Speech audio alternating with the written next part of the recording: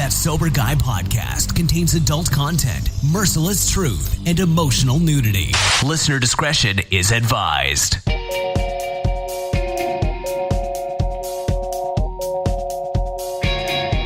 Yo, what's up? Thank you for tuning in today. Thanks to Humans for bringing us in. Thanks to you for supporting the show. I'm Shane Raymer. You're listening to That Sober Guy podcast. We help people stay sober. In fact, this show has helped me stay sober since September 11th, 2013. Yes, we also, obviously, talk about alcohol on the show. We talk about drugs. We talk about recovery. And we talk about other random shit as well. We got to have some fun. What is recovery? What is sobriety? If you're not going to have fun, a lot of people think, oh, I'm going to go get sober and life's going to fucking suck. It's not. It's beautiful. It's lovely. It's great. It's phenomenal. It's amazing. Is every day perfect? Absolutely not. Okay, but what I am saying is the fact that I get to feel today, baby. How good is that? I get to feel the highs, the lows. I get to feel everything. Sometimes it's tough. Sometimes it's awesome. But the good thing is that I get to remember too. I get to talk about it. So I appreciate you guys. If it's your first time tuning in today, be sure if you have kids, you might want to listen to this at a later date. You can say earmuffs like on Old School, if that works, if that's your thing, earmuffs, and maybe the kid will cover his ears, and then Frank the Tank will say cock balls right afterwards. Don't do that. I'm just kidding. I'm kidding. It's one of my favorite movies, though. Total 90s. I think 90s, right? Was it 90s or early 2000s?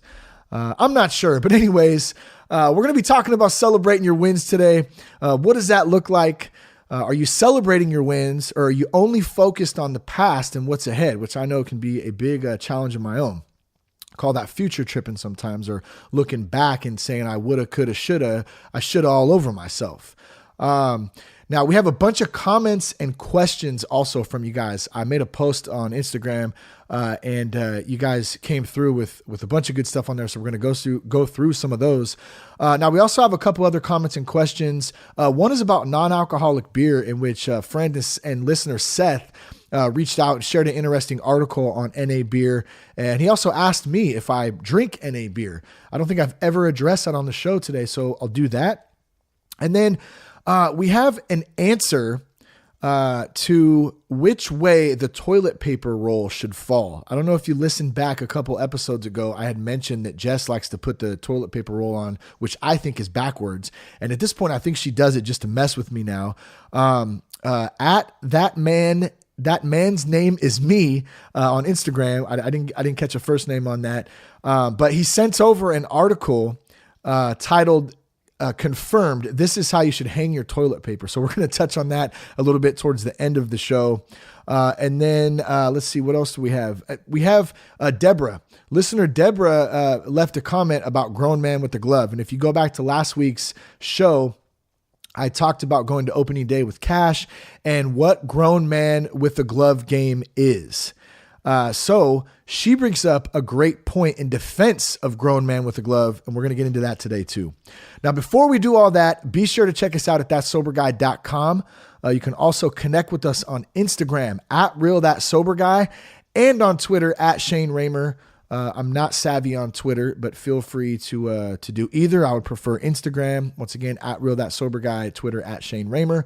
Now, one of the best ways you can help support the show is by leaving us a 5-star review on iTunes. So if the show has helped you and you haven't had a chance to go do that yet, please take 5 minutes, go to iTunes, leave us a nice comment, leave us a 5-star review. If you don't know how to do that, it's real simple. There's a button on there that says leave a review. Once you're signed into your iTunes account, you can do that there. And you can also find a tutorial, as I think it's called. Is that how you say it? Tutorial, a YouTube video on how to leave an iTunes review. Just Google that shit. It'll come right up and you can leave us a nice review. We appreciate that. Now, every year, 23 million Americans are living with addiction. Only 3 million are actively seeking help. Let me tell you about Heroes in Recovery. Heroes in Recovery has a simple mission. It's to eliminate the social stigma that keeps people with addiction and mental health issues from seeking the help that they need. Now, they also share stories of recovery for the purpose of encouragement and inspiration. and help to create an engaged, sober community that empowers people to get involved, give back, and live healthy, active lives. I've shared my story with Heroes, with Heidi from Heroes back in Nashville, I think at the recovery or the behavioral health. What is it? Innovations in Behavioral Health. Is that right? Probably slaughtered that. But in any case, I did share there my story with Heroes, and it was a lot of fun, and it was something that I felt like I could contribute to and share a little bit. So Heroes is here to break the stigma surrounding substance use and mental health issues and help more people start to strengthen and continue to strengthen their recovery. So here's my question for you. Do you have a story? If you do, you can help bring truth and hope into the spotlight by sharing it with Heroes in Recovery. So if you want to do that, you can go to heroesinrecovery.com/soberguy. That's heroesinrecovery.com/soberguy. Or if you have some questions just in general about treatment options, about recovery, about addiction, you have a family member or a loved one who's struggling, you can also call 833-81-SOBER. That's 833-81-SOBER. And you can get some answers. Foundations is great, folks, and they can give you some info. Live shows coming up. First and foremost, we're going to be at Innovations in Recovery Conference, podcasting live April 16th through the 19th in San Diego, Hotel Del Coronado. Big thanks to Foundations for having us down to do this for the third. I think this is the third or fourth year that we've been down there. I think it's the third year we're actually been doing live podcasts and contributing. So it's really a great event. We get to connect with a lot of good people and put out some good content. So be looking for those episodes coming out in the next couple of weeks live. And we'll probably be doing some Instagram lives as well when we're down there. And you can check those out as we're recording, as we're walking around, as we're connecting with people and talking to people and spreading the good word of recovery. If you want some more information about the event itself or any of Foundation's events, you can go to foundationsevents.com and you can get some more info there. Now we have some live podcasts coming up locally too. We got Journey Coffee, Vacaville. That's actually April 6th, which is tomorrow as this show goes live. Special guests include my good homie, Kenny Meek, as well as the owners of Journey, Mornay and Nicole, who are awesome people. They've let us come out and do some shows there before, and they're going to share their story, entrepreneurship, parenting, challenges, recovery, all that kind of stuff. We're going to have a good time doing that. So if you want to come out, you're in the Bay Area, the Sacramento area, Solano County, come check that show out. It's tomorrow, April 6th at 6:00 p.m. at Journey Coffee in Vacaville. And then we'll have, this is the start of a spring summer series where we'll be doing these live shows at Journey throughout or through August, I think. I think the next one is May 11th, June 1st, July 6th, and August 3rd. So if you can't make this one, there'll be more to come. So be sure to check those out. Now, I get a lot of questions about early sobriety. What do I do? Where do I go? What don't I do? How do I stay sober? Look, I don't have all the answers. So here's what I did. Me and some of my closest friends and colleagues created a podcast video course called How to Navigate the First 90 Days of Sobriety. You can get some info. You can hear some people share their story. There's a bunch of good podcasts on there too. Audio ones from the catalog of Sober Guy that really deal with the first 90 days. What do I do? Do I need to get a sponsor? Do I need to go to meetings? How do I stay sober in this pivotal moment? I know I was so confused out of treatment that I really could have used something like this to help save me some time and some energy and really know kind of how to navigate around and what to do. You can get the course right now by going to thatsoberguy.com. You can click on courses. Also, if you're a veteran, we offer the course up for free to all veterans. So holler at me on Instagram at real.soberguy and tell me you're a veteran. Tell me a little bit about yourself and I can hook you up with a promo code there. All right. Announcements are done. We got a lot of shit to cover today. And this is going to be a fun one because we got a lot of good feedback from you guys out there. And I'm looking forward to reading some of this stuff. Are you celebrating your wins? I can think back, probably 2 years ago, at least, if not a little bit longer. My homeboy Christian and I were on a run and we had a really good chat about this, about how we can be so focused on either past stuff. I should all over myself. I could have done more. I could have done better. I shouldn't have done this, so living in that past, not being able to let go of the stuff and move on, or focused on what's ahead. And you've heard me refer to it, and I'm not the only one. There's a lot of other people that refer to it as future tripping. I'm not going to future trip on stuff.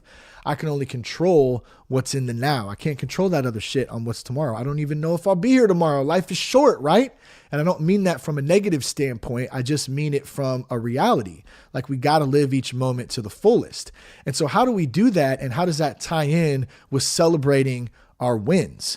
What do some of your wins look like? For me, sometimes I get caught up in thinking the wins have to mean changing the world, right? Doing these, I'm going to have this massive effect, and, I'm going to do this and that, and I'm going to just people are going to remember me. That kind of shit. I'm not saying that it's necessarily a bad thing. Okay, to have visions, to have dreams. I have those too, but I've gotten caught up in that so many times where I forget the small wins are sometimes just as important, if not more important, than the big wins. Because for me, they help keep me in the moment. They help keep me going. They help keep me on track. Just understanding like, damn, I got 5 years this year sober. That's a pretty big win right there. I showed up for work today. How about this? I have a job today. That's a win. Right? I mean, and some might say, well, come on, yeah, but it's literally those small wins, getting up out of bed each day and putting my feet on the ground and saying, damn, I get to take a breath today. That's a motherfucking win, son. Like, straight up, and when we get in that mentality of gratitude, of winning, I know for me, it does a lot because my brain has been trained to focus on the negative for so many years. That's why I drank. That's why I turned to drugs, was to escape that negativity, that darkness, because, it gave me some sort of relief from that. So we don't always have to change the world. The small wins are sometimes just as important. And here's what I did. I went on Instagram. I left a post on there and said, hey, comment, question. Here's this week's topic about wins. What are some of your wins or questions, or both, that you'd like to share? So first, what I'm going to do, I'm going to go down this list and we're just going to read some of these comments. It's good stuff. And I just want to tell everyone who participated and left some comments, man, thank you. It's a big part of this show. Like, I don't sit up here and do this, I can't do it without you guys, is what I'm saying, I guess. I guess I could. I guess I could just talk into a microphone for nothing and it'd still be very therapeutic and whatever. But it's great to know that we have some people out there who actually get into it and enjoy it and participate. So thank you. So the first one comes from my homeboy Sean at Everything Is Ja on Instagram. And man, I love Sean B. He's doing some things. I think he's got like 35 days right today sober. And he's just really dove in head first in jumping into meetings and getting a sponsor. He's doing the right things. Like, we get these questions sometimes about, I don't know what to do, this and that. And it's like, it's really fucking simple. You do what you're supposed to do. You get plugged into community. Maybe you go to a 12-step meeting. Maybe you go to some sort of men's or women's group. You get a sponsor, you get a mentor. Maybe you're somebody who doesn't know, like, I don't know if I'm an alcoholic or I have a problem, I just want to cut back. Well, that's fine. That's for you to decide, but you got to get involved in some sort of community if you want to make some changes. And Sean, me and him have been talking we've known each other forever, but we've been talking about this recovery shit here and there for a while now. And he's really dove in and done his thing, man. And so I'm proud of him. I just want to give him a quick shout out. But also he says, one of his wins is making it into my lion's den of the Bay Area and then back without ducking around with any quack. And that's one of the reasons I love Sean, because he's always putting some goofy, funny ass shit around there. He's always got some lingo going down that's always fun. But basically, I talked to him yesterday and he's got to come down from out of the state, and he's got to go into the Bay Area, into Northern California area. And that's a lot of the time for him when, things could go south real quick. And so what does he do? He uses those resources. He calls me, he calls a sponsor. He checks out where the meetings are at. He stays in touch and knows that he's expecting this shit to come up. And that's what we got to do to set ourselves up for success. So much love, Sean Beasy. I love you, brother. And thank you for the comments, and good on you, man, for doing the thing. The next one comes from Chris. It's at Chris. Let's see, Oyen, Oyen. Chris says, any tips on trying to figure out what to do next without future tripping? Chris has 603 days today. This probably would have been a couple days ago when you left the comment. So congrats on that, man. That's huge. You're coming up on 2 years pretty soon. So, I mean, that's awesome, man. But Chris also says, I feel like I should be doing more service, reaching out, feeling good right now. I just don't want to be complacent. Thanks for all you do. Then he also said, I was stationed at Travis years ago, which Travis is an Air Force base near here. And he says, if I ever end up back out there, have to hit a live show. Absolutely, bro. I'd love to have you out and meet you and all that good stuff and check out the show for sure. As far as your question goes, any tips on what to do next without future tripping? Here's what I can do. And I know this sounds cliche. I can do the next right thing. That's what I can do. The future tripping, here's what future tripping is for me. It's setting expectations. It's setting agendas. And one of the hardest things for me has been to find the middle of that, because it's like, and I my sponsor buddy and I have talked about this a lot. Like, how do I, and many of my friends have had conversations now that I think about it too. It's like, how do I sit in the moment, do the next right thing, still have visions and have a strategy and have goals, but not set expectations and have an agenda, right? Because it sounds so counterintuitive. And here's what I try to do. I try to wake up every day and I try to do what's in front of me. And I set goals, I set times for things, and I have commitments that I have to, adhere to, whether it's work commitments or parenting commitments or, any type of commitment that one could have. I gotta take care of that shit. And that's a part of it too. I think as far as, feeling like you should be doing more, I don't know. Sometimes I feel like more is not good. Sometimes I feel like less is better. Sometimes for me right now, what I'm feeling like is I need to take less off of my plate. And that to me is 100% powerlessness. That to me is letting go. That to me is letting God run my life and waking up and saying, okay, God, man, thank you so much for everything that you've blessed me and my family with today, starting with my sobriety. Man, I'm going to do whatever you put in front of me today. So I know that explanation may sound a little bit, easy, shallow. I don't really know exactly what the word is. Those are the only two that are coming to mind. It's simple. Maybe that's a simple thing. And I think that's part of my problem. And many people that I've talked to is that we complicate the shit out of stuff.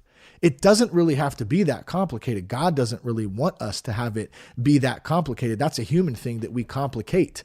So if I can wake up every day and I can say, and look at this, think about this. When things happen, when they happen organically, that's when we know that they're right. So if I can live in this space where I'm just doing the next right thing, maybe I got a service commitment. I'm doing that. I'm not trying to take on too much. I'm not trying to do good.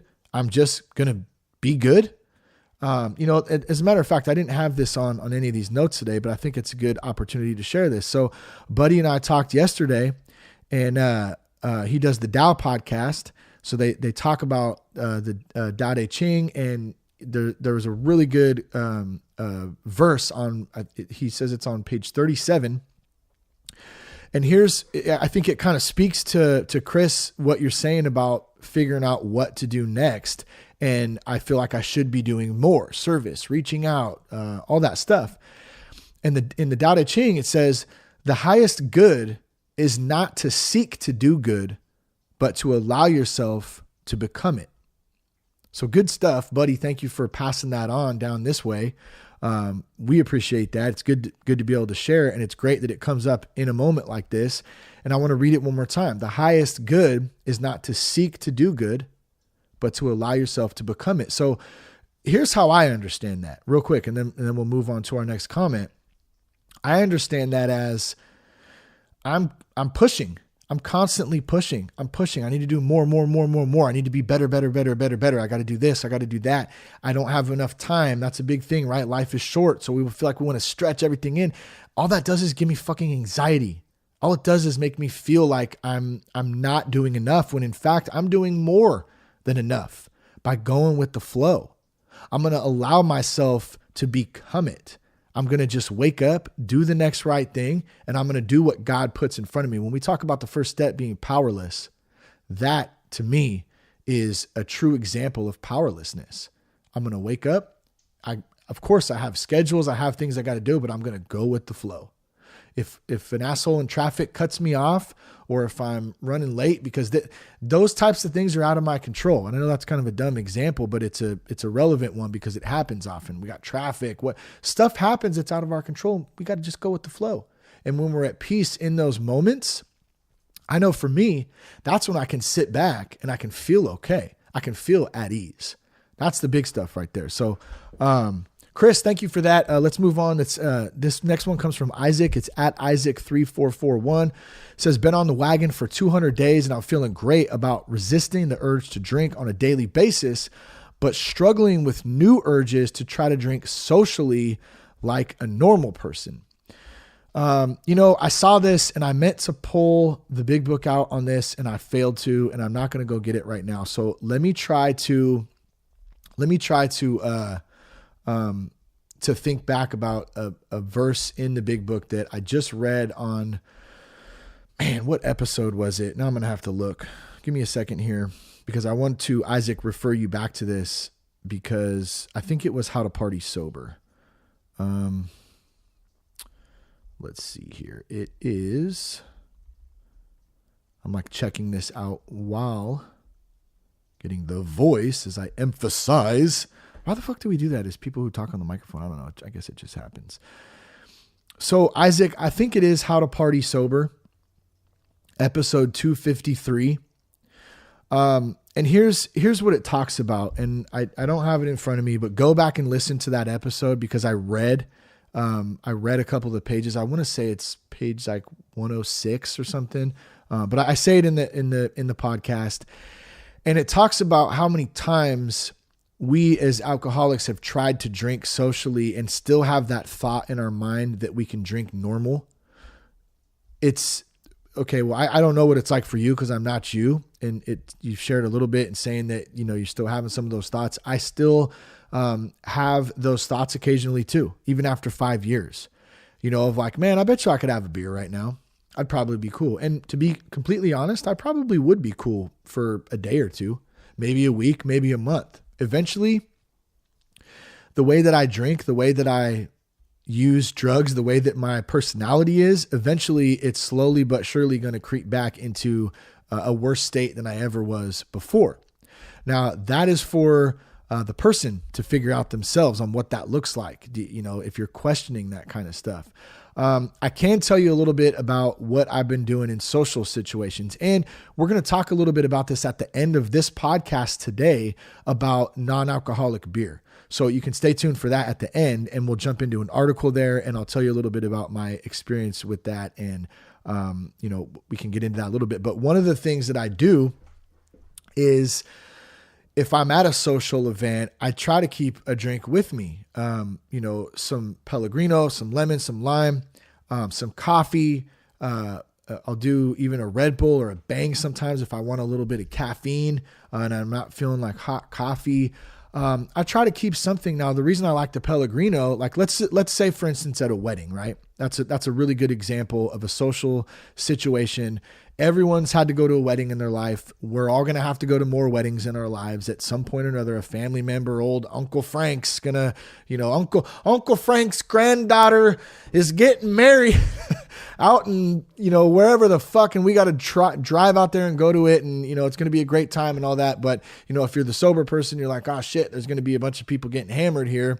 And, it might be a little socially awkward especially if I'm in my first year of recovery. So what do? Here's what I do at something like that. I get a drink. I get a Pellegrino, a soda water, whatever. I get some lime and some lemon in it. I keep that shit full at all times. And that's my drink. Number one, I'm sipping on something, so I'm feeling social, right?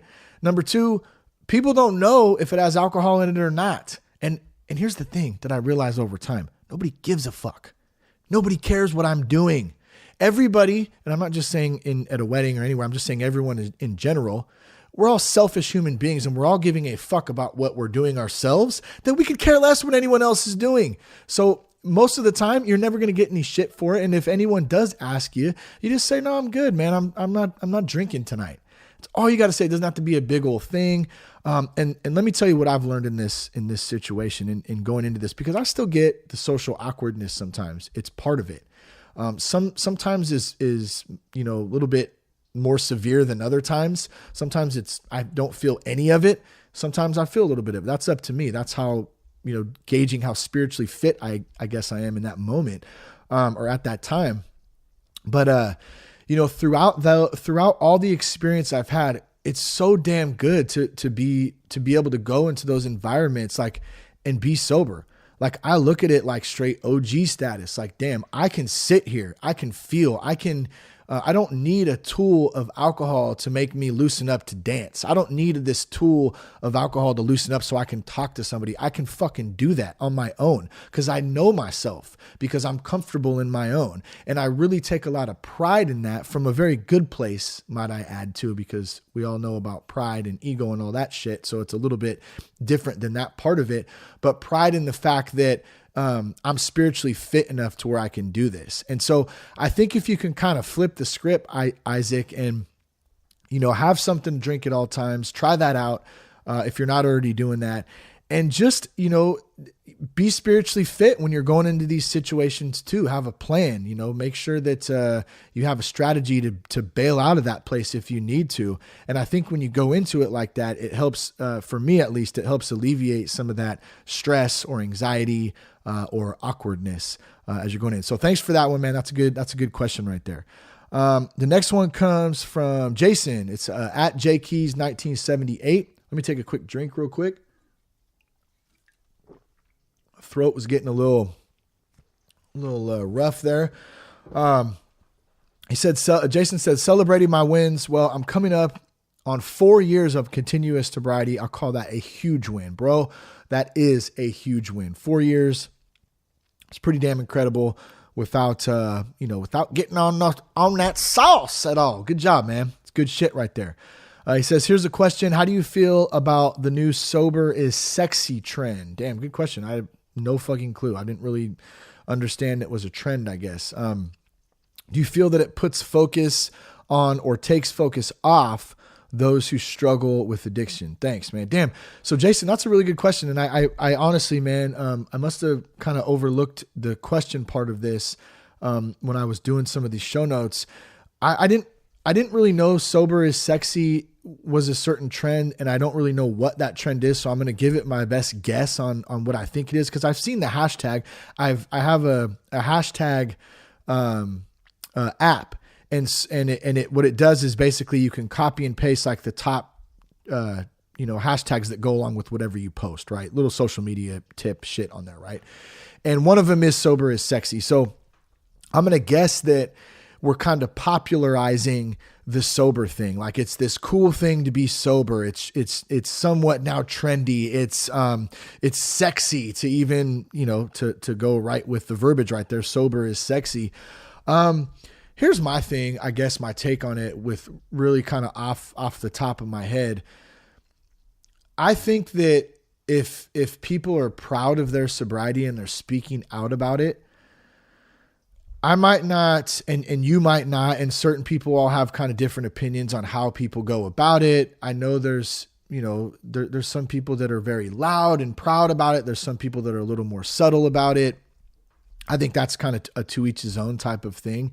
I think at the end of the day, though, Here's one of the reasons that I decided to do the podcast and I guess unofficially or officially, however you want to look at it from a 12-step thing, like break my anonymity and come out about it on the show, is because I respect that point to it, but I also think that that times are changing.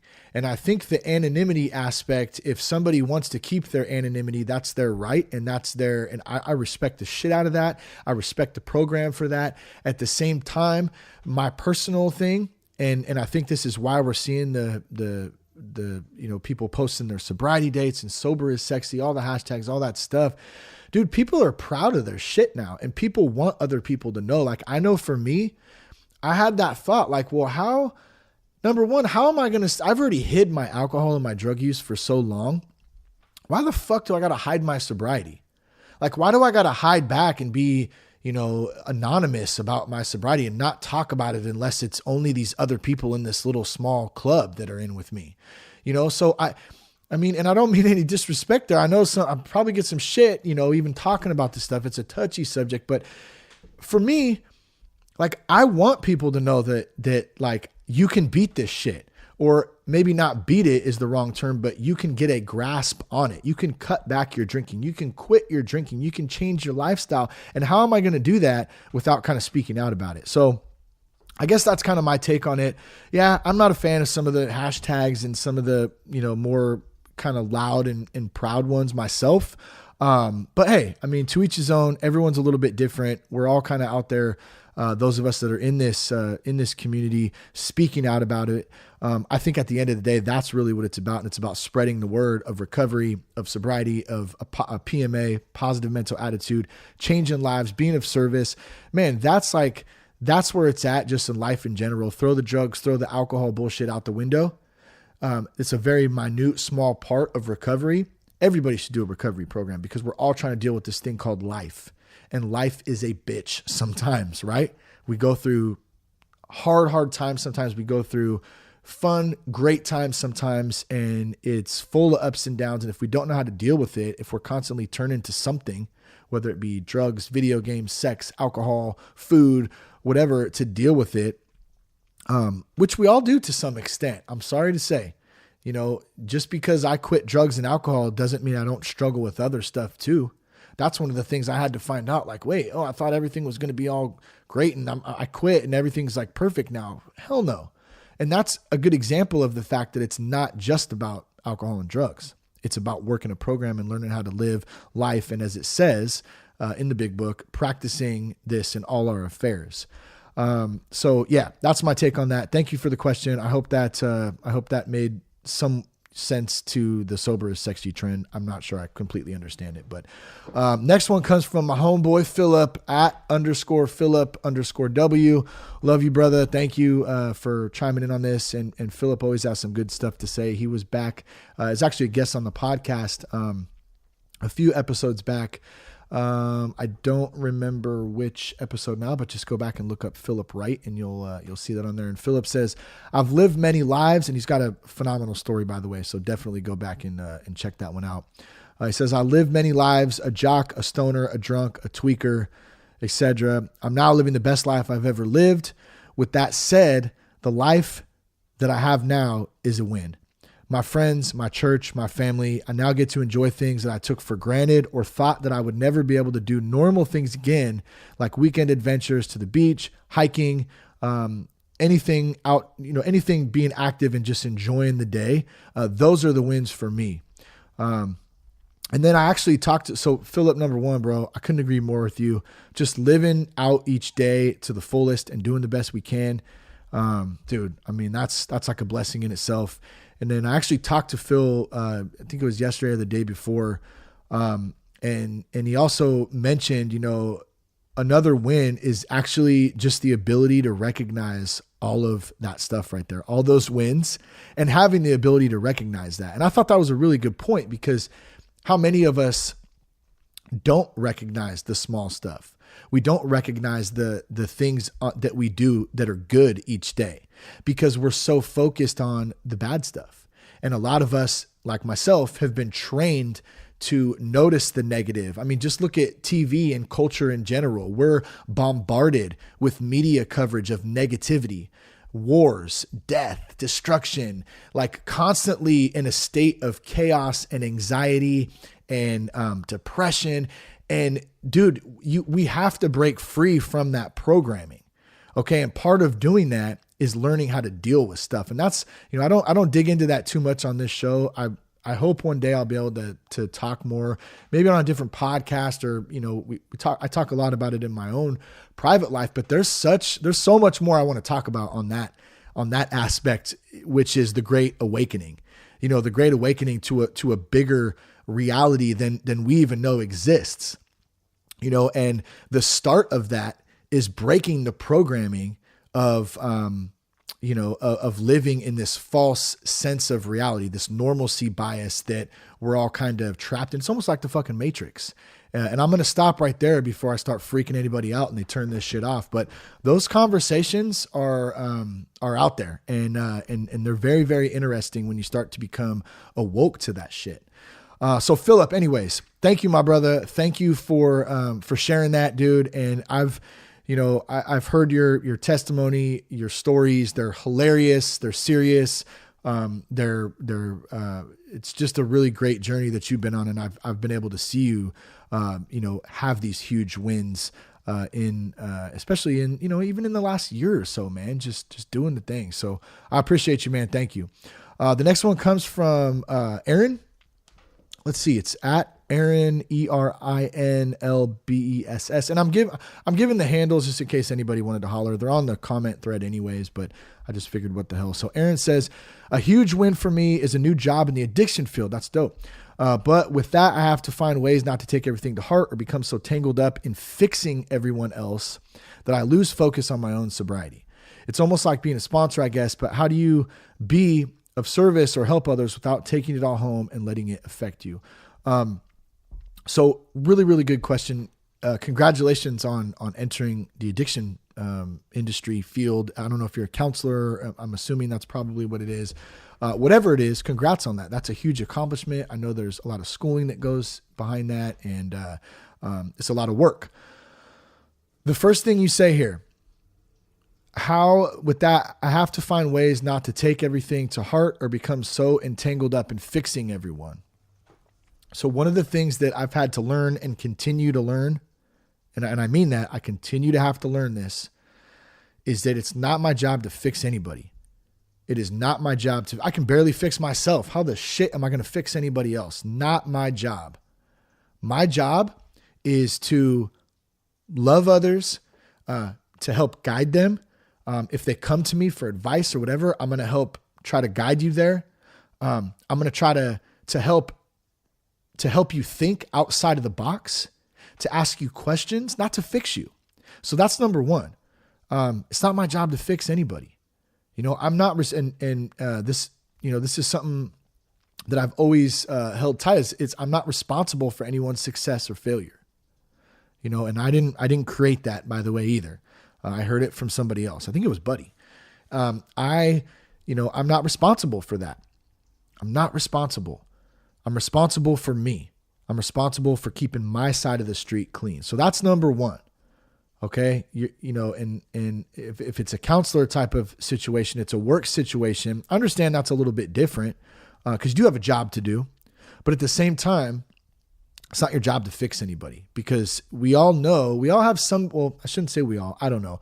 I know a lot of us, including myself, we all know somebody out there who we want to help. We want them to live a better life. We have options for them. We have resources for them. We can tell them all the things we can tell them until we're blue in the face.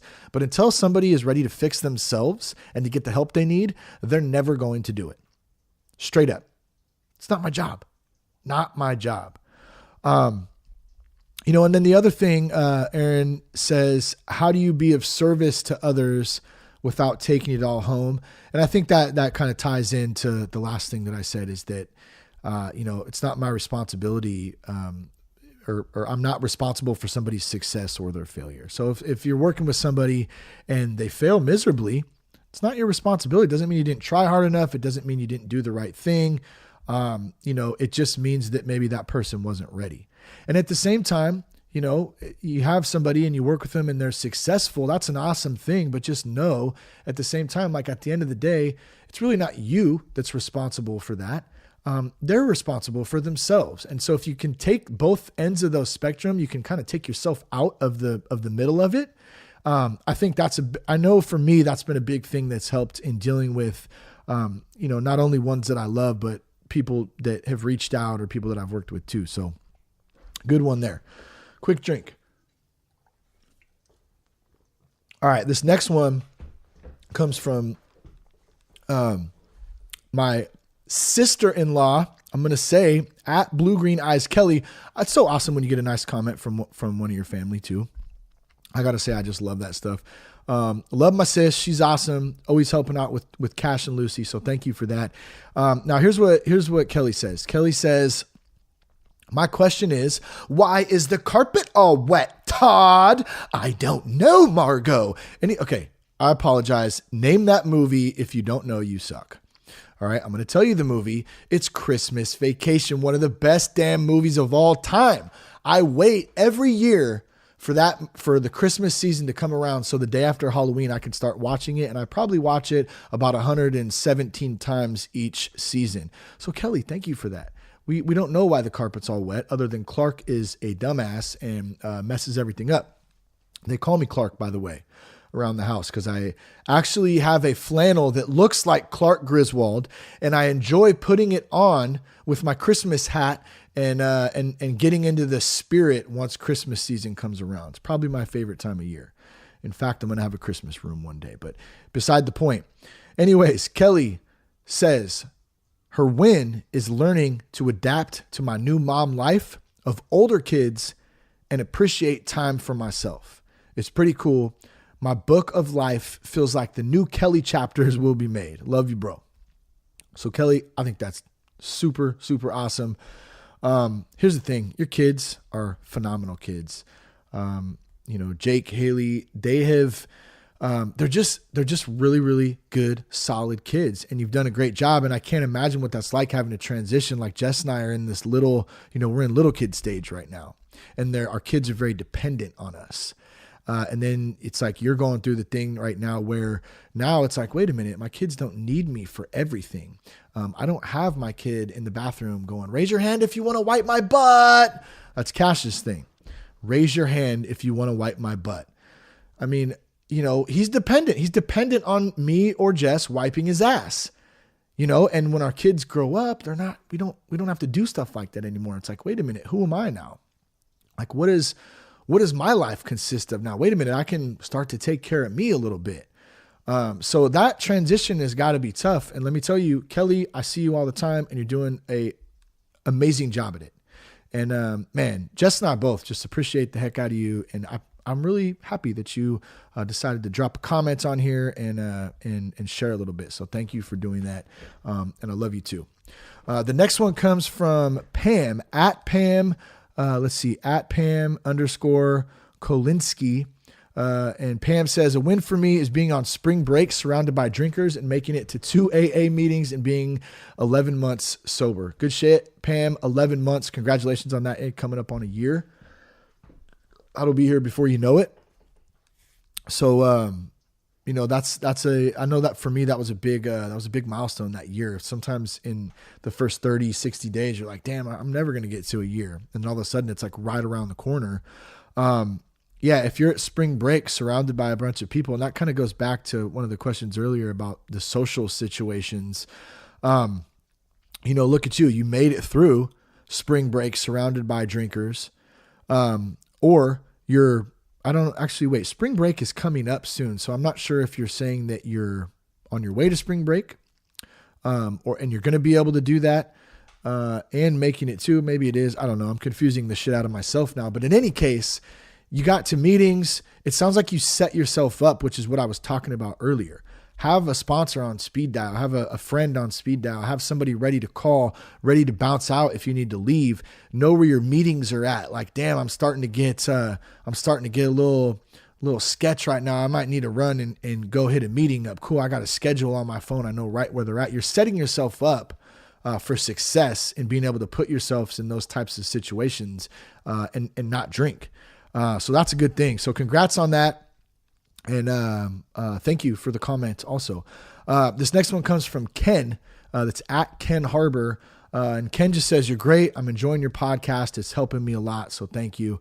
Ken, thank you, man. Like, I appreciate the nice comments on there, and appreciate you. And I hope the show is serving you well and you're getting something out of it. And man, I can tell you one thing, it's helping keep my ass sober. And so it's just as important on my end too.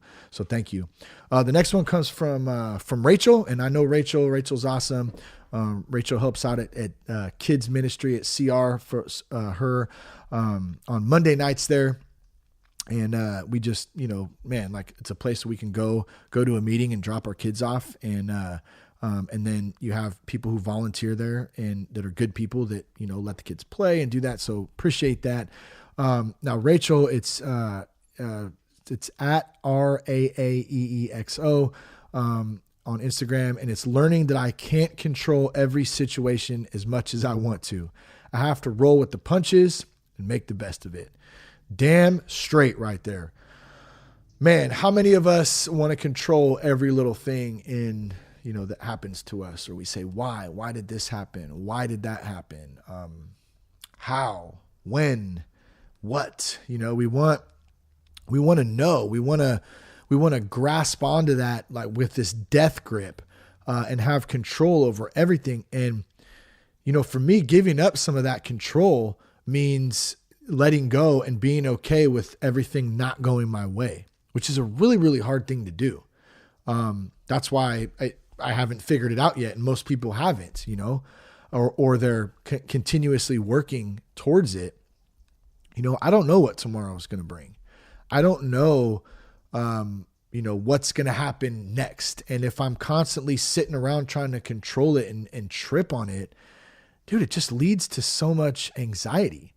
It leads to so much angst and not peace, unpeace, not ease, resistance. I think that's a good word, and trying to control shit. There's resistance, and we're all tight, and our assholes feel like they got to stick up them, and we just can't, you can feel it, right? You can feel that shit coming up through your stomach and your chest, and it gets hot, and you're so tense. And man, how many times have I been there? How many times do I still start to go back to that? And I got to go, wait a minute, I'm not in control of this shit.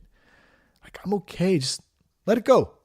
I'm not in control. And like, you can literally feel the weight come off your shoulders when you let go and you just say, fuck it. Like, I can't do this. Not for me to trip on. The other thing, Rachel, I got to roll with the punches. One of my favorite quotes, and I just was telling this to my homeboy Chad the other day. He said something about rolling with the punches. One of my favorite quotes is by Mike Tyson. Everyone's got a plan until they get punched in the mouth, right? And you got to roll with that. You got to be ready for what's next, and at the same time, you got to be ready and rolling with those punches. I'm not so fixated on my strategy and on my expectations and my agenda that when something does come up and I can't control it, or I get socked in the mouth real quick, obviously we're using a metaphor here, but that I can't adjust to that and just roll with it and then do what, make happen what adjustment needs to. I'm so, the opposite to that is being so stuck in the agenda mode, so stuck in that expectation, that plan mode, that you can't adjust. And then your whole world falls apart because you can't roll with the fucking punches. So that's a really, really good one right there. And hey, it's something that we're all consistently trying to work on. We're trying to get better at it. And how do we get better at it? We put in work. We put in work, we show up, we step out of our box, we step out of our bubble, we get around other people, we create groups, we join groups, we get together with people, we talk, we communicate, we learn about ourselves, we get on a higher spiritual plane. That's where it's at. So Rachel, thank you for that. Good stuff. Rolling with the punches. I'm going to make that my thing for today, be rolling with the punches for the rest of the day and the rest of the night, and hopefully forever at that. It's good stuff. The next one, we got a couple more, and then we're gonna wrap up this segment here and move on. At Fit and Sober, my win this week was watching people drink on the patio in the sun, and I'm so grateful not to be there. Man, the only part of that I would, I love to sit on the patio in the sun. and maybe drink like some lemonade or some water. I don't know, whatever, something non-alcoholic. That part sounds good. But I can see what you're saying about the grateful thing about not having to be there and drink. The normalcy bias with drinking is so damn heavy. It's just a normal thing that we're so conditioned to do that the thought of, for a lot of us, the thought of not doing it is so scary and so foreign that we don't ever do it because we're so programmed to see it as a normal thing. And I'm not demonizing it by any means or saying that there's anything wrong with that. I'm just pointing out that that's kind of the way that it is. And so, I would put a challenge out there to anybody, like to stop, like don't drink for like 30 days, try it for 30 days and see what happens. I had a comment and I don't think I put it on here because I think it was on a different thread. And it came from, I'm totally drawing a blank on his name right now, but I talked to him through Larry Hagner's Dad's Edge group. And forgive me right now, but anyways, he said, I started listening to the podcast, and with the thought that I just wanted to stop for 30 days. And now it's been almost 2 years. This was just a couple days ago, so he figured out that like, wait, man, this ain't serving me. And it doesn't mean I'm an alcoholic or that I have a huge issue. Everyone's different. That's for everyone to judge on their own right. But like, man, this tool that I'm using to transition over to deal with stress or joy or whatever, this tool is not serving me right anymore. And it's so normalized to me. That's all I've known, that it's a little bit foreign to think that I could live without it. In fact, I can. And it's about 10 times better, without it. So he went on, from going from 30 days to almost 2 years now. And so I would say that to anyone out there who's listening, that maybe they're pondering it or considering it. It doesn't mean that it's the end of, the world, or you're necessarily, need to go into a recovery program, and I'm kind of targeting the middle ground drinker right here, the average person. Like maybe you just want to cut back. Like I challenge you to that, like try it for 30 days and like see what happens. See what happens when you go out, like fit and sober and look on the patio and say like, damn, that looks great in the sun, but there they are with their cocktails. And that, might've looked fun at one time, but I'm kind of grateful I'm not doing that right now. And I don't have to do that. I can go sit in the sun and enjoy it and not have to have, an alcoholic beverage to feel complete there. Switching things up is fucking crazy sometimes, and it will do some really different things for you. So fit and sober. Thank you for that one. The next one comes from Christina. That's C Mendoza 73. My win is being sober for 2 years. Congratulations on that. 2 years is huge. March 10th, I celebrated 2 years. It was emotional and wonderful all in one. I come from a family filled with dysfunction and alcoholism, and yet I try to fit in even though I'm an outsider now. But I'm okay with it, and I'm happy this way, and I wouldn't change it. Thank you for your podcast and the work you do in the recovery world. So Christina, number one, congratulations. That's my mom's birthday, March 10th, actually, your sobriety date. So that's a good day. Congrats on that. 2 years is huge. Keep going. I know, that feeling, whether it's friends or family or those circles that we are, that we used to run with, or we run with when you're kind of the only one who doesn't drink. And a lot of us have good supporting friends and family. I know I do, who support what I do. And they try, even if they don't understand it 100%, they try their best to, and they respect it and all that. And I know there's also some other people out there who aren't as lucky as I am, who don't have people in their lives like that, who don't really support their stuff. They don't try to understand it. They're just straight fucking haters, and they hate on it. And that's got to be tough, we can only do what we can do. We can only work on what we can work on ourselves and try to better ourselves. I think in a conversation I had yesterday, it was what other people think about me is none of my business. What other people think about me is none of my business. And I say that not saying that I have that figured out and that I can do it, because I still can't. It bothers me sometimes when people, have had someone leave a bad comment or a review or just be an asshole in somewhere, and it just say something and it pisses you off, or you hear something, right, about somebody said something about you or a performance you did or whatever the case is.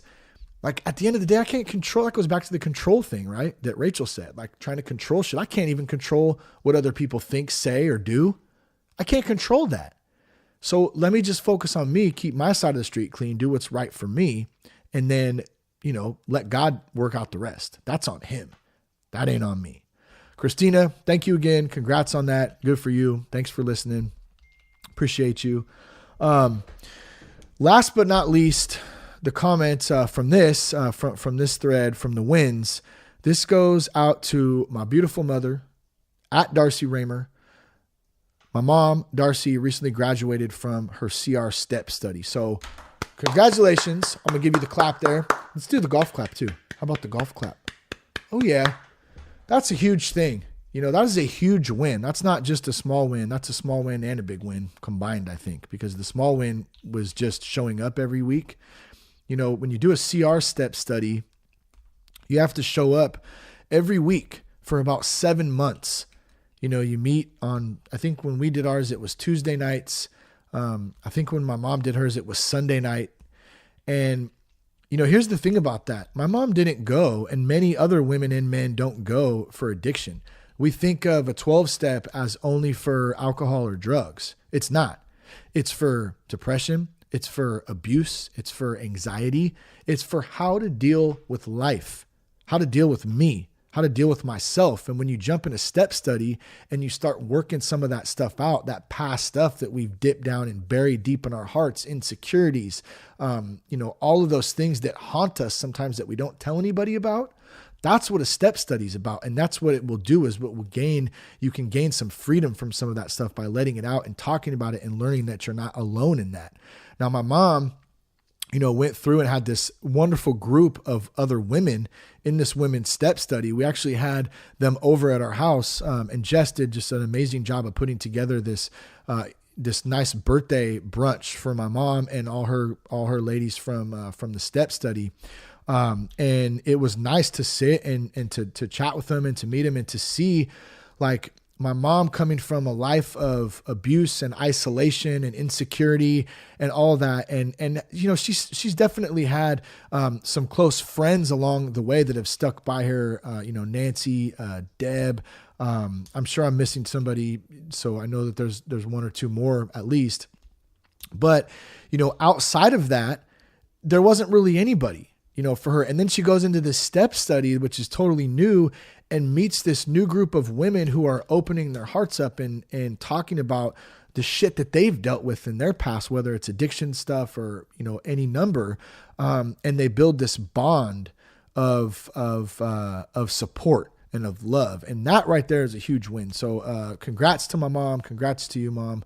Love you. Appreciate all your support and everything. And, man, the step study thing, huge thing, very, very big. And congratulations on it, again. So, man, my phone's blowing up here.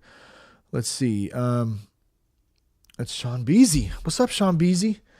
Running a little late today, man. I was supposed to do some lunch with Sean Beasy today. We'll see if that happens still. We might have to do dinner, bub.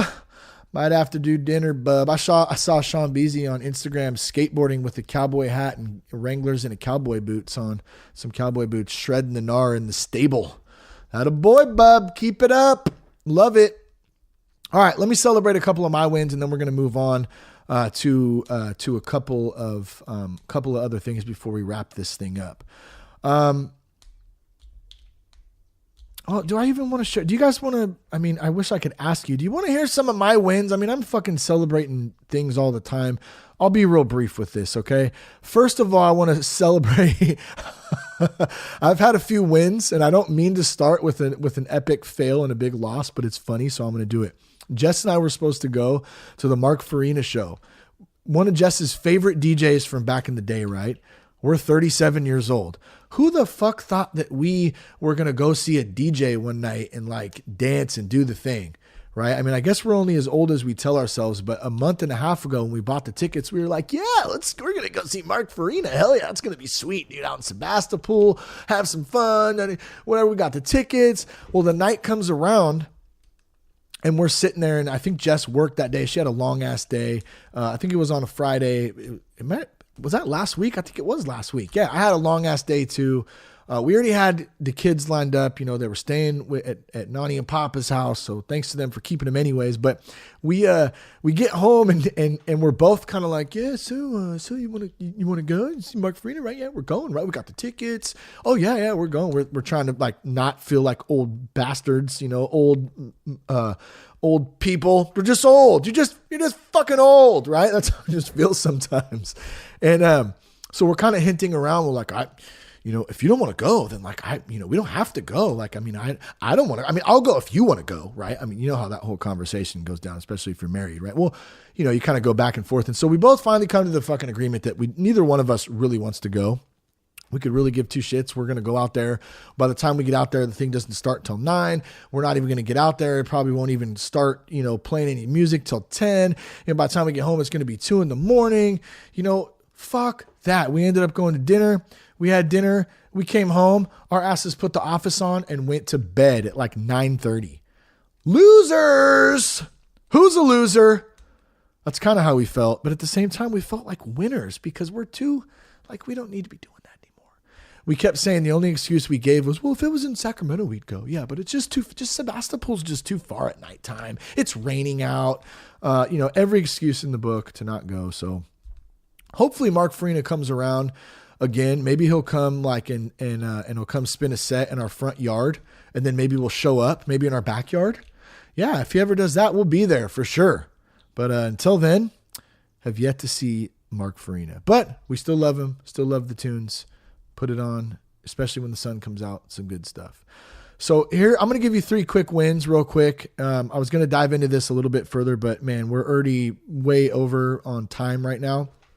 3 other wins that I have lacked celebrating, okay? Being a sober father, that's number 1. Enjoying time with my kids.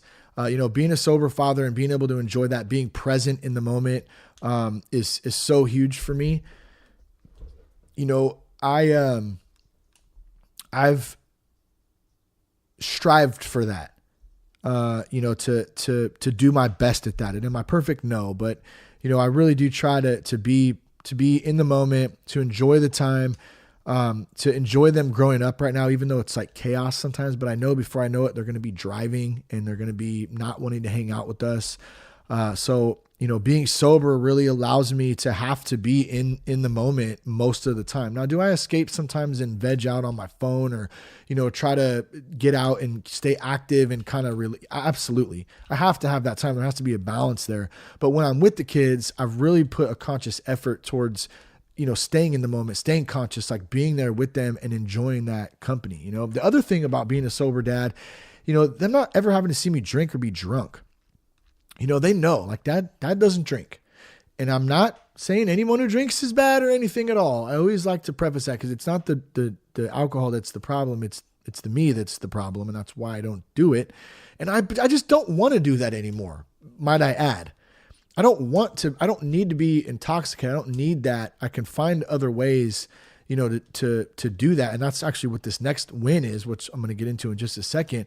But I can find other ways to do that, to escape, to let go of the stress, being a sober father also allows me to learn from them. Like they teach me a lot.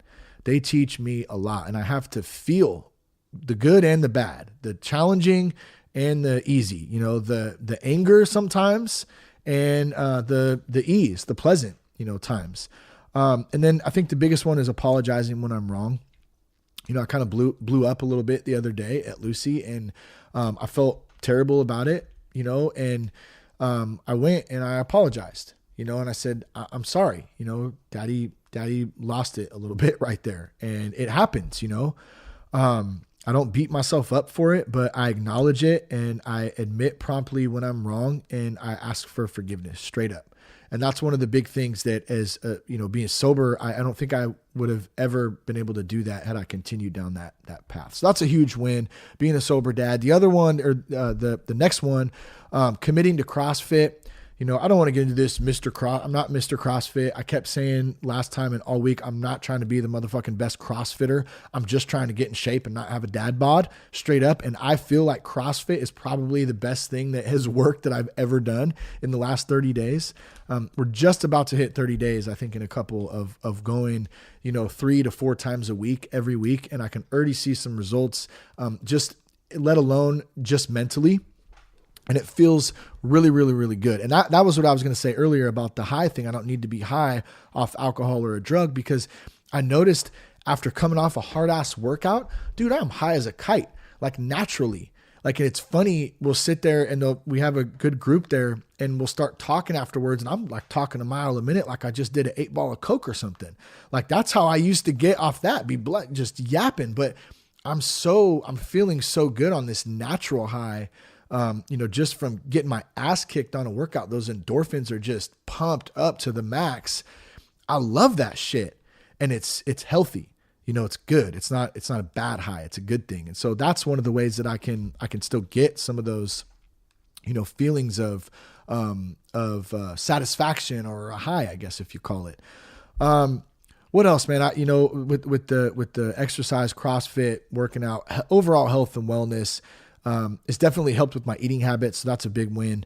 It's helping with my attitude, another win. So you take a big win, like, CrossFit, being committed to that. And then there's a bunch of small wins that go under it, like learning to push myself and sit in the pain of, being on like the last deadlift or the last set of deadlifts and feeling like your back is just going to freaking explode because it's on fire. And then after that, you got to go do a bunch of box jumps or run, a bunch of 200, meters around the parking lot or whatever. Like, it's go, go, go. And it's learning how to sit and work through that. It transfers over to other things in life, I guess is what I'm saying. It's not just about, working out or CrossFit or whatever. You can use that in recovery and in a lot of other things in life, even just being a parent, being a spouse, whatever it is.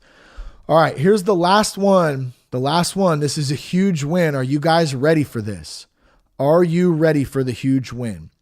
I'm 30 days sober from Hostess cherry pies. Oh yeah, I haven't had a cherry pie in over 30 days. Now, here's the caveat to that. I've had a donut and a cupcake. But y'all know, if you follow the show, my Hostess cherry pie madness comes on when I go to the store to grab some milk or grab something Jess will send me, and I'm like in the checkout line and I'm like, ew, there's a Hostess cherry pie right there. I'm just going to buy it and eat it in the car on my way home and then feel like dog shit afterwards. Haven't had any. Over 30 days sober, I believe, from that. That sounds stupid. 30 days sober but I haven't eaten any fucking cherry pies. Okay. That's all I'm saying. I don't plan on it. Good stuff, man. Good stuff right there. I'm kind of proud of that. So thank you guys for celebrating your wins. Having some questions, some comments. I appreciate the interaction there. And I hope that something I said made sense in that too. I have a couple more things before we wrap this thing up. Now, if you followed, once again, last week, or I believe the previous week too, I touched on it a little bit. We talked about grown man with a glove. Grown man with a glove. What is grown man with a glove? Just in case you missed it, it's when you go to a professional baseball game. I like to play a little game called grown man with a glove. Now, if a grown man is there with a glove and he's with a child or children, he has a pass. He is allowed to be there with a glove. If he is not, if he's there with his buddies, that should be legal and he should be ridiculed for that, I think. So what I do, you catch the damn ball with your bare hand. You're a grown man. You don't bring a glove to a game. Okay. So that is the spiel that I went on the last one. And we count. Someone asked me last week, how many grown men with gloves did you see? And I saw 6. In fact, one of them happened to be sitting right next to me. And as a matter of fact, I think it was Hal. I want to say his name is Hal, I'm off the top of my head, on Instagram, pointed out that in the pictures on Instagram of me and Cash from last week's opening day, I didn't even realize this, and this was a great look on his part, that one of the photos I took of Cash, I think he's eating a churro in it. You can see grown man with a glove sitting next to him. You can see him there with his glove. And so I didn't catch that until the other day when he mentioned that. So good look on that, Hal. Appreciate that. But Deborah, okay, at Debbie Deborah, left a comment on that thread. And here's what she said. Grown man with a glove protects me, a woman / grandma, from fast flying balls, and in return gives the ball to a kid. Not everything is black and white. I kind of went mama bear on that podcast or on that comment, but I love the podcast. You said it yourself. It's okay to be different. 100%. I love the comment. I love that you pointed that out because I didn't think about it from that perspective. So I've changed my guidelines on grown man with a glove. If grown man with a glove is now seen at a ball game and he has his wife there, he has his mother there, maybe a girlfriend there, I don't know, a female companion, whatever you want to call it, he gets a pass now too. Maybe he needs to catch the ball and protect his lady friend, his lady, his mom, his grandma, whatever it is, get it. Okay, here it is though. If grown man with the glove is there, most of the time he's wearing a jersey with another grown man's name on the back, which is really weird to me too. If he's there with his buddies drinking beer and he's got a glove, he is grown man with a glove. He counts on the stat chart as how many grown men with gloves at a game. End of story, period. Deborah, thank you for the comment. Appreciate that. Now, Seth, at Seth Hasty, I'm not sure how you say that. Seth, though, came through, left a cool little comment on there. I chatted to him real quick, but he asked if I drank non-alcoholic beer. Do you drink NA beer? Here's the thing with NA beer. And then he left a good article on here too, that's titled Brewers Large and Small Take Aim at Non-Alcoholic Beer segment. And basically the gist of it is that the beer companies are realizing that sobriety and that and even people who just don't want to drink all the time, but maybe for the social experience, they want to still drink a beer. The NA market is they're pumping a lot of money into it basically. And they're really revamping it and trying to make it a thing. I think Pabst is coming out with a new NA beer. I know Heineken, my homeboy Nick, when we were just up for Scotty's 40th, we were on the way up and we were talking a little bit about NA beer. And he mentioned to me that Heineken, he said, man, have you seen that new Heineken that's coming out? It's a new NA beer. It's supposed to be really good. It's got 0.0 alcohol in it. And it just so happens that the article that Seth sent over really went into some more depth about the, the Heineken one. And actually I'm just finding it right now. Here's a piece of it. It says Heineken is making one of the bigger bets on the future growth of the NA beer segment. In January, it plans to launch Heineken 0.0, which was successfully introduced across Europe last year. The company is investing $50 million to promote the brand through media, events, sponsorships, activations, and samplings. It goes on to say, we're going to be investing in this as a growth engine for the Heineken brand. There's a lot of branding behind it. There's a lot of marketing behind it. Obviously they see a place in the market for business, right? At the end of the day, that's what it's about for any brand or company. But I think it's a real testament to the sober community and people, maybe not just the sober community, because not everybody drinks non-alcoholic beer who's sober, but just the beer drinking community in general. People are starting to figure out that, hey, we don't want to get all fucked up all the time. And maybe we do want to have a couple of beers and still be able to drive home and not, feel like we might get in trouble or, get a DUI or drive with our kids.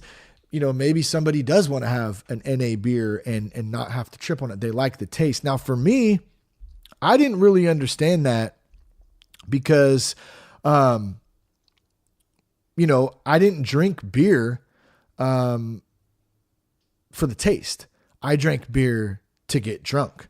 And one of my favorite quotes I heard, I'm going to quote the great Buddy C right now. We were talking about this and Buddy C said, I drank beer on the way to the liquor store. I thought that was funny Many of us did that. Or I drank beer to wash down the vodka after, whatever. I didn't really drink for the taste of it.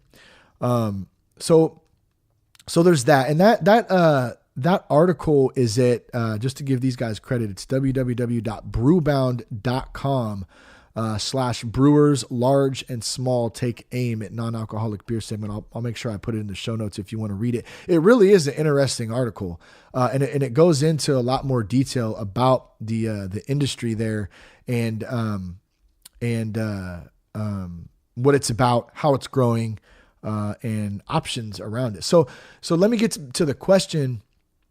Seth asked, do you drink non-alcoholic beer? I don't drink it regularly. I can probably count on my fingers how many non-alcoholic beers I've had. I definitely can.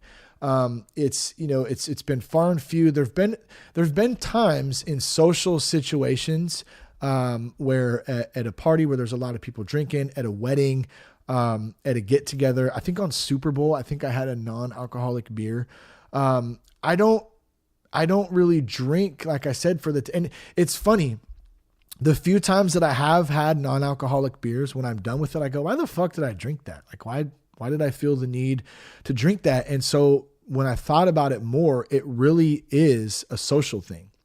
It has nothing to do with, for me, about the taste of it or feeling something. It really is just feeling so I can fit in a little bit, which is kind of sad, really. In a weird sense, or maybe it's not sad. I don't know. Maybe that's stupid to say too, but all I know is in that moment, I felt like, yeah, I'm going to have an NA beer and kind of feel part of the gig here. And then, like I said, afterwards I go, man, I don't know really why I really drank that. It just kind of didn't really do anything for me. I'd rather have some coffee or something with some caffeine in it at least, or, some water with some lemon and lime. That's my thing, So, I'm sure everyone's got a different opinion on it. And, to each his own on that.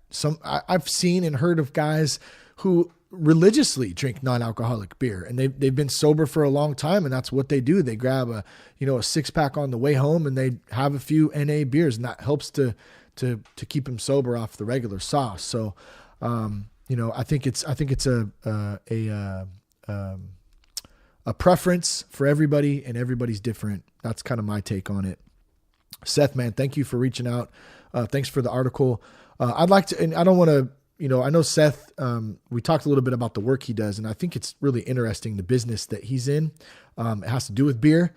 And so he's seeing that, and he's trying, I think he said he's 60 days sober or something around there. So congrats on that, bro. But he's seeing that from the inside out. So maybe that's something we can chat a little bit about more, dude. I think it's an interesting take on that. Last thing here, and I forgot it. I'm trying to find it on here. Here it is. So I mentioned about the toilet paper roll, right? I gave Jess some shit a couple episodes ago because she keeps putting the toilet paper roll on backwards. I think is backwards, upside down, right? And so all of a sudden I'm, I think I looked at, and I got a message from at that man's name is me. And he said, here's an article for you. This should basically put the nail in the coffin and confirm this is how you should hang your toilet paper roll. And I'll put the link in the show notes if you want to read this crazy article here. It's on Yahoo. But here's the first paragraph of it. If it's an argument, every homeowner has had. Should the end of the toilet paper hang over the top of the roll, or should it be tucked underneath? We may finally have an answer courtesy of an 1891 patent by New York businessman Seth Wheeler. Credited by some as America's founding father of butt wipe, I added that in there, or toilet paper. Wheeler patented the first perforated wipes in 1871 and launched his Albany wrapping paper company in 1977. Okay, 2 years before the Scott Brokers. Okay, let's get down to what the hell I'm looking for here. I don't want to read this whole thing. Basically, it's giving you a little history on the toilet paper. And basically what it says is the answer is you can see that above is over. So this diagram comes from 1891, the S. Wheeler wrapping or toilet paper roll. And so basically what this is saying is the inventor of the toilet paper with the squares of ply in the original invention papers has a diagram. Not just one, but 1, 2, 3, 4, 5, 6. Patent September 15th, 1891 by S. Wheeler. The roll gets pulled over the top. If it's underneath, it's wrong. If it's underneath, it's wrong. As you can see, the answer is over. Boom! Oh yeah, I have vindication here. Thank you for that. It needs to go over the top. Please put your toilet paper over the top. Please fold your toilet paper. If you're like me, set up some pre-wipes. It's a fun thing. I like to pre-fold. I want to be ready. I don't crumple. I fold. Crumplers are messy. I don't know what I'm saying here. If you're not messy, I'm sorry. I'm totally joking. If you crumple however you want to do it. I like to fold. Anyways, I love you guys. I hope you had some fun on this episode today. Hey, here's the thing. Like, if we can't have fun and be sober, if we're going to be in this sober recovery community and just in general, if we're just going to just be and have fun in life in general, life is too short to take shit so damn serious. Have a little bit of fun. Laugh today. Love your family, love your friends, love your kids. That's what it's about. Enjoying every moment, living in the moment. I love you guys. I appreciate you. Man, once again, one of the big wins also, you know what? I totally missed this. One of the big wins was we celebrated 5 years of that sober guy. We launched the show in April in 2014. We just hit 5 years. What an honor it is to serve, to do the show, to put out episodes like this, to have a little bit of fun, to get to interact with people. I absolutely love it. And most importantly for me, it's helped to keep me sober. I think a lot of how much that sober guy has actually helped me and how much you guys out there who listen and chime in and send me messages and emails. Like, this is what it's about. It's a community of great people, family, friends, everybody. And, you guys have helped keep me sober and keep this show going for over, 5 years now, 5 years and a couple days at this point. And so I'm just really appreciative towards that. Thank you guys. I love you. Keep tuning in.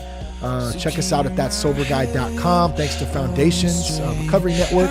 Thanks to Humans Music. You can connect with us on Instagram at RealThatSoberGuy, at Shane Raymond on Twitter. Peace, love, and respect. Keep your blood clean. Keep my head on straight. I've been trying to keep my head on straight. You still say that I don't know anything about you. Oh, I don't know anything about you, but I know what you do in the back room. Say that I don't know anything about you. Oh, I don't know anything about you, but I know what you do in the back room.